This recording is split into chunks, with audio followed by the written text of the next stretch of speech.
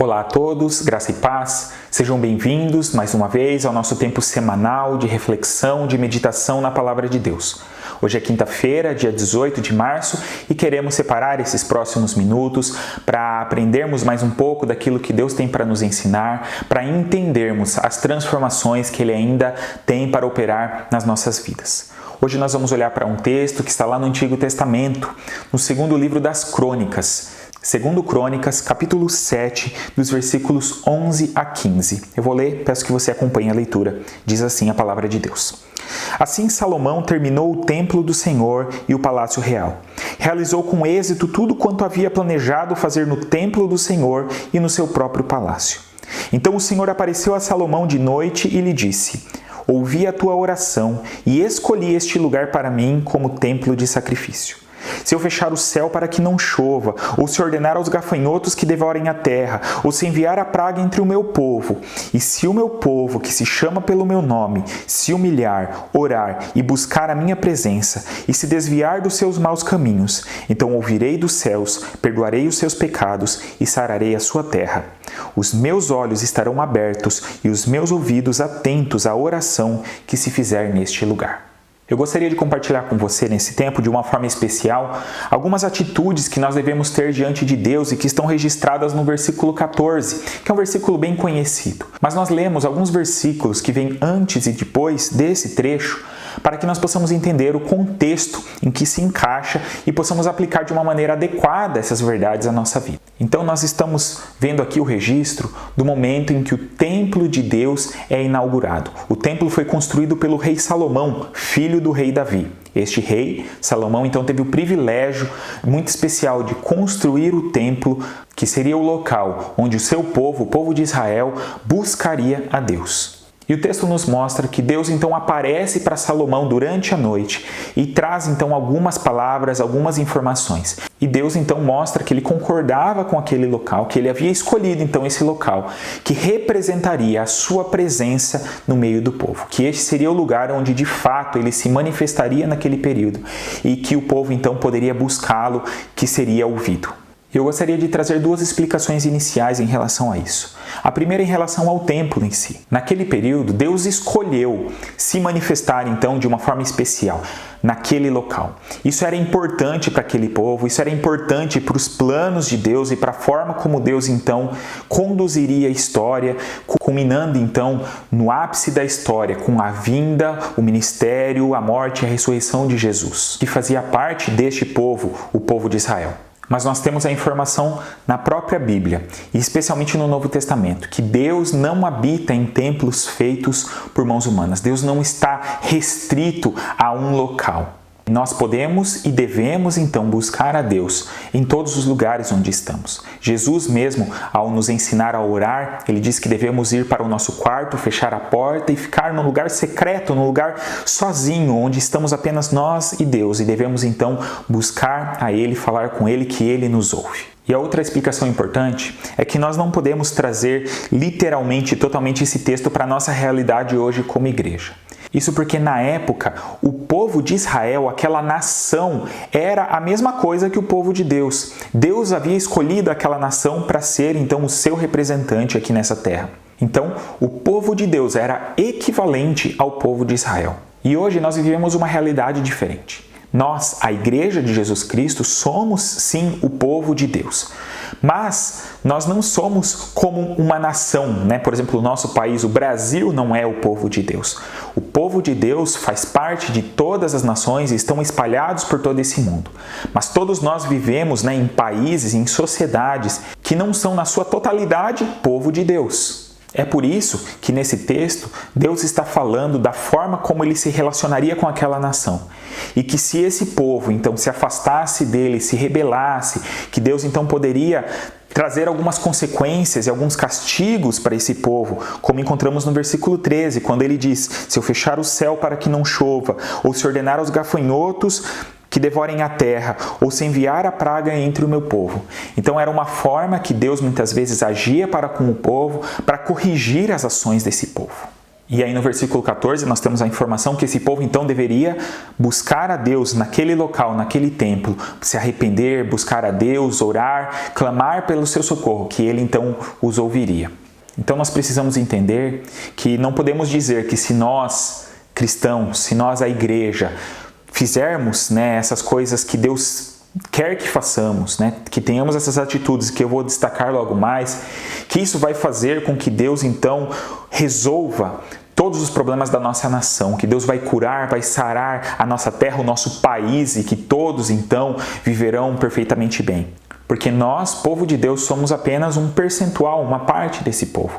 Existem ainda muitas outras pessoas que estão totalmente distantes, que não querem viver de acordo com a vontade de Deus. Mas mesmo assim, nós, povo de Deus, somos convocados a fazer a diferença onde estamos e a cumprir com esses requisitos aqui, para que as outras pessoas, para que a sociedade conheça através de nós a vontade de Deus. E aquilo que nós fazemos e a forma como nós nos relacionamos com Deus tem efeito direto para toda a nossa sociedade. E aí então eu gostaria de destacar o versículo 14, que como eu disse é tão conhecido, eu vou ler mais uma vez, diz assim: se o meu povo, que se chama pelo meu nome, se humilhar, orar e buscar a minha presença e se desviar dos seus maus caminhos, então eu ouvirei dos céus, perdoarei os seus pecados e sararei a sua terra.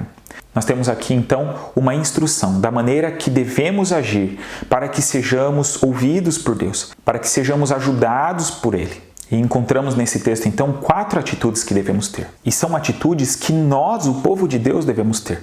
Nós não podemos esperar que os incrédulos, que aqueles que não conhecem a Deus e que rejeitam a Ele, vão tomar essa atitude. Nós é que temos que fazer isso. E como eu disse, aí a nossa atitude pode influenciar e ajudar as outras pessoas também a conhecerem a Deus, se renderem a Ele e fazerem então as mesmas coisas. E a primeira atitude que nós encontramos aqui é se humilhar. A Bíblia diz que uma das coisas que Deus odeia, que Deus rejeita completamente, é aquele que é orgulhoso, aquele que é arrogante, aquele que se acha melhor do que realmente é. Aquele que se acha superior aos outros, aquele que acha que não necessita de Deus.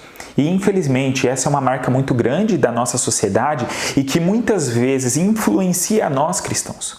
Muitas vezes nós estamos caminhando e seguindo as nossas vidas, não nos lembrando do nosso lugar, não nos lembrando da humildade que devemos ter diante de Deus e da dependência que devemos ter dele. E nós corremos o risco de até acertar nas nossas palavras e nas nossas afirmações em relação a isso, na prática, nas nossas atitudes, não agirmos da maneira correta e com a humildade que devemos. Então esse é o primeiro passo que deve nortear o nosso relacionamento com Deus. Depois o texto diz que o povo então deveria orar. Sabemos que orar é falar com Deus. Orar é a forma que temos de interagir com Ele, de expressar aquilo que sentimos, aquilo que necessitamos na presença dEle. Devemos valorizar esse privilégio que nos é oferecido, que é podermos ter um relacionamento direto com Deus, podermos falar diretamente com Ele. E devemos então sempre em humildade fazer isso. Depois o texto diz, ligado ainda a essa questão da oração, que o povo deveria buscar a sua presença, buscar a presença de Deus. E aí nós ampliamos um pouco essa ideia. Não devemos simplesmente ter um relacionamento com Deus que se limita a alguns momentos, porque nós corremos o risco de, às vezes, estabelecer algum nível de relacionamento com Deus, por exemplo, na oração, mas isso talvez não fazer uma diferença tão efetiva nas nossas vidas. E por isso, então, é necessária essa busca da presença de Deus. Na verdade, o que precisamos é entender que Deus está presente, que Deus está vendo tudo aquilo que nós fazemos, tudo aquilo que nós pensamos, e precisamos então buscar viver de uma maneira que o agrade, caminharmos entendendo que estamos na sua presença. Não é que precisamos ir para um lugar específico para então estarmos na presença de Deus, mas é entender que já estamos na presença dele e que precisamos então honrá-lo com as nossas atitudes, com aquilo que falamos e aquilo que fazemos e aquilo que pensamos. E ainda a orientação de que o povo deveria se arrepender ou se desviar dos seus maus caminhos. Para que eu possa viver a vontade de Deus, eu preciso abandonar, me afastar de tudo aquilo que não é a vontade dele. Não adianta eu simplesmente orar ou buscar a Deus e pedir a orientação dele para a minha vida se eu não estou disposto a colocar em prática aquilo que ele já tem me ensinado e aquilo que ele vai me orientar a fazer. Mas se nós buscarmos ter essas 4 atitudes que nos são apresentadas aqui, nós vamos experimentar dessa promessa que Deus nos faz. Ele diz: então eu ouvirei dos céus, perdoarei os seus pecados e sararei a sua terra. Nós podemos ter certeza que se buscarmos a Deus com sinceridade, em oração, buscarmos a sua presença, Ele nos ouve. Se nós nos arrependermos e nos desviarmos dos nossos maus caminhos, Ele então perdoa os nossos pecados. E Ele também sararia aquela terra. Como destacamos antes, aqui o povo como um todo, aquela nação toda era o povo de Deus. Então Deus reverteria aqueles castigos que Ele havia enviado para o povo e restauraria então aquela terra. Então não podemos esperar que se nós, o povo de Deus, buscarmos a Ele, Ele vai resolver todos os problemas do nosso país, da nossa nação, sendo que no nosso país existem milhões e milhões de pessoas que ainda são totalmente rebeldes a Deus e a sua vontade e não querem caminhar de acordo com aquilo que Ele tem para nós. Mas podemos ter a certeza de que Ele vai ouvir as nossas orações e Ele vai nos socorrer e nos ajudar a lidarmos com as dificuldades da vida. E mais do que isso, Ele vai nos usar, o seu povo que está em meio a uma nação ímpia, para que nós façamos a diferença, para que nós sejamos um instrumento de cura na nossa nação, para que as pessoas venham a conhecer a Deus e venham a ser transformadas pelo Evangelho através do nosso testemunho, através da nossa maneira de agir. Então nós precisamos ouvir sim esse texto como uma convocação direta para as nossas vidas. Porque infelizmente grande parte, para não dizer a maior parte, daqueles que se dizem parte do povo de Deus, daqueles que se dizem cristãos, infelizmente têm caminhado distantes, muito distantes daquilo que Deus tem para nós. E nós muitas vezes também agimos dessa maneira. Então nós, igreja, povo de Deus, precisamos nos humilhar. Precisamos orar, precisamos buscar a face de Deus, precisamos nos arrepender e nos desviar dos nossos maus caminhos, para que sejamos ouvidos, perdoados, transformados e ajudados pelo nosso Deus, para que possamos viver aquilo que Ele tem reservado para nós e para que possamos ajudar outras pessoas a também experimentarem isso. Com certeza, um tempo difícil como esse que nós vivemos é um tempo da igreja se levantar e de fazer a diferença, de honrar a Deus e de levar a sua palavra por onde nós passamos. Que Deus nos ajude nesse desafio e eu convido você a orar comigo neste momento. Nosso Pai, nós te agradecemos e te louvamos pelo teu sustento sobre as nossas vidas. Nós te agradecemos por esse tempo, ó Deus, pela tua palavra que sempre nos instrui e pedimos, ó Deus, que o Senhor nos ajude a vivenciar aquilo que nós acabamos de aprender. Ó Deus, te agradecemos porque sabemos que o Senhor ouve essa nossa oração. E o Senhor sempre nos ouve se nós o buscamos da maneira adequada, se nós o buscamos com humildade e com sinceridade de coração. E nós reconhecemos nesse tempo, ó Deus, que precisamos ainda melhorar muito. Nós, como teu povo, a tua igreja, ó Deus, precisamos de fato fazer a diferença neste mundo e muitas vezes acabamos falhando nisso ou não cumprindo completamente esse propósito que o Senhor tem para nós. Então pedimos, ó Deus, que o Senhor nos ajude, que o Senhor nos mostre, ó Deus, aquilo que ainda precisa ser mudado em nós, para que possamos então nos afastar, nos desviar dos nossos maus caminhos. Pedimos que o Senhor perdoe, ó Deus, tudo aquilo que fazemos de errado, os pecados que temos em nós. E também que o Senhor dirija as nossas vidas de acordo com o teu querer, de acordo com a tua vontade, para que façamos a diferença, ó Deus, nesse mundo em que estamos. Ó Deus, abençoa cada um que está neste momento orando conosco, abençoa as suas famílias, ó Deus, derrame, ó Deus, do teu sustento, do teu cuidado, da tua graça e da tua paz sobre nós, porque só estamos vivos por causa disso, ó Deus, e reconhecemos isso, e por isso clamamos a tua ajuda sobre as nossas vidas. Tudo isso nós te pedimos e agradecemos e oramos no nome do nosso Senhor Jesus. Amém.